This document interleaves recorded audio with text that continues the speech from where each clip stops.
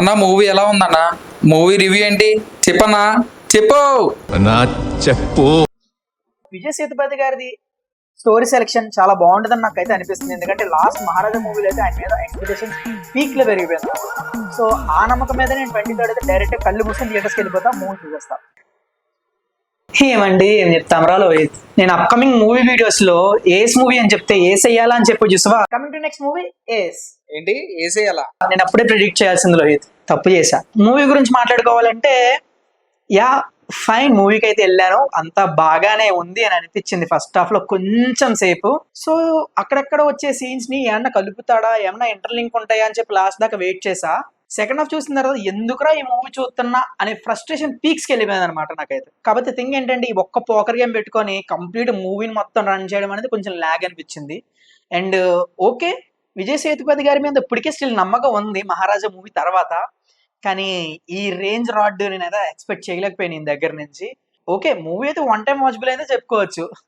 నిజంగా మూవీ చూసిన రాళ్ళతో కొడతారేమో అయితే నేను వన్ టైం వాచబుల్ అన్నా సరే. Coming to the actor performances, ఎవరి రోల్స్ లో వాళ్ళు చాలా బాగా చేశారు.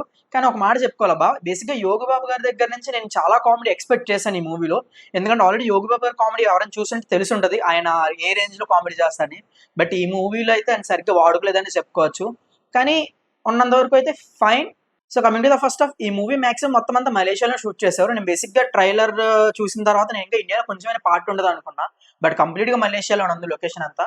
సో ఫస్ట్ హాఫ్ అయితే కొంచెం స్లోగా స్టార్ట్ అయింది, బట్ ఇంటర్వెల్కి ఏమైనా సరే కొంచెం పుష్ ఉంటుందేమో, లేదంటే అన్ని ఇంట్రెస్టింగ్గా ఉంటుందేమో అనుకున్నా. బట్ సేమ్ అన్ని ప్రిడిక్టబుల్ మూవీస్ ఉన్నాయి.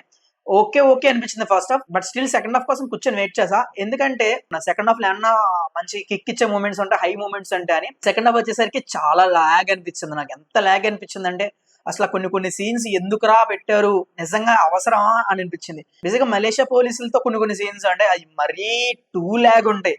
అసలు ఎందుకున్నాయో ఏంటో అసలు నాకు కంప్లీట్ గా అర్థం కాలేదు. సింపుల్ గా చెప్పాలంటే నాకైతే ఒక 90 mm రాడ్ అయితే దిగిందని చెప్పుకోవచ్చు. ఈ మూవీ చూడొచ్చా అంటే యా ఫైన్, అబ్సల్యూట్ చూడొచ్చు. అండ్ వన్ టైం వాచబుల్ అని చెప్పొచ్చు. ఆ వన్ టైం వాచబుల్ అయితే చూసిన వాళ్ళు కొడతారు, ఓకే నాకు అర్థమైంది నేను ఫేస్ ఎక్స్ప్రెషన్ పెడితే. బట్ ఫైన్, సో చూడాలనుకున్నా చూడొచ్చు.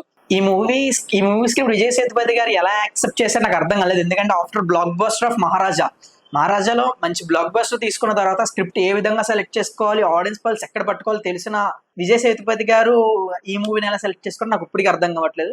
ఐ హోప్ నా రివ్యూ మీకు నచ్చింది అనుకున్నా. ఒకవేళ మీకు నచ్చినట్టయితే లేట్ ఎందుకు కింద సబ్స్క్రైబ్ బటన్ సబ్స్క్రైబ్ చేయండి, అలాగే లైక్ అయితే చేయడం మాత్రం మర్చిపోద్దు. మళ్ళీ కొత్త వీడియోతో మళ్ళీ కలుస్తా. Until then signing off, bye.